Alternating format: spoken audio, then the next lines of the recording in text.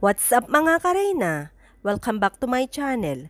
Ito pala ang dahilan kung bakit madalang ngang ipinapakita si Reyna sa social media. Maging ang mga bumibisita sa kanya ay talagang istrikto na hindi muna daw ipapakita si Reyna sa kanilang mga vlogs. Ano ang masasabi nyo sa usaping ito?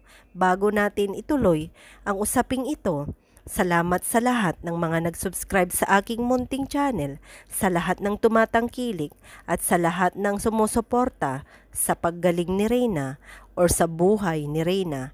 Maraming salamat dahil hindi natin ito iniiwan. Nandyan lang tayo palagi na tila bang atat na atat at sumusubaybay kung saan ipalabas si Reyna. Kaya naman ito ang dahilan na hindi nga muna daw ipapakita si Reyna sa ngayon sa social media o i-vlog si Reyna dahil nga pinagkakaguluhan nga ng mga iba't ibang supporters ni Reyna. Ano ang masasabi nyo mga kareyna? Sana ay makapag-iwan kayo ng inyong mga komento at opinion na mas maganda ba na wag mo nang ipakita si Reyna or i-vlog si Reyna sa ngayon. Pero sa palagay ko mga kareyna, i-vlog man o hindi si Reyna ay ganun pa rin ang mangyayari dahil ganun natin kamahal si Reyna.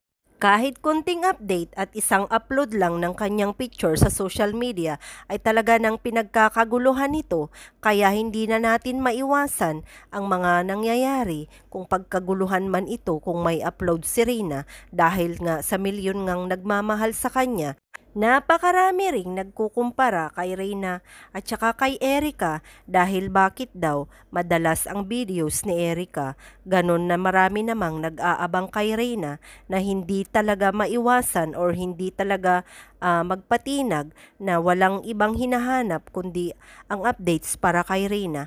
Kaya naman sana ay maigi rin na makita nating muli ang dalaga, na makita nating muli ang update patungkol sa kanya na may isang video na ibablog na nga si Reyna from Kalinga Prab. So sana wini-wish pa rin ng iba na sana ay kahit minsan lang sa isang linggo na makita natin si Reyna na i-vlog ni Kalinga Prab ay masayang masaya na tayong lahat.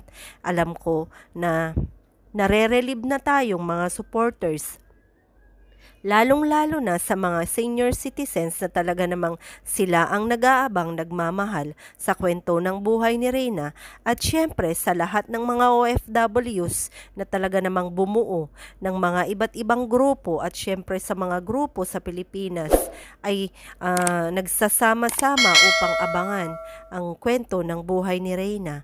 Kaya naman mga kareyna, iwan lang kayo ng inyong mga komento dahil alam ko ay napakaraming makakakita nito na Kalingap Team. Alam ko sa pamamagitan ng ating videos ay makikita ang ating isang adhikain na talagang makita nga si Reyna. Maraming salamat and God bless us all.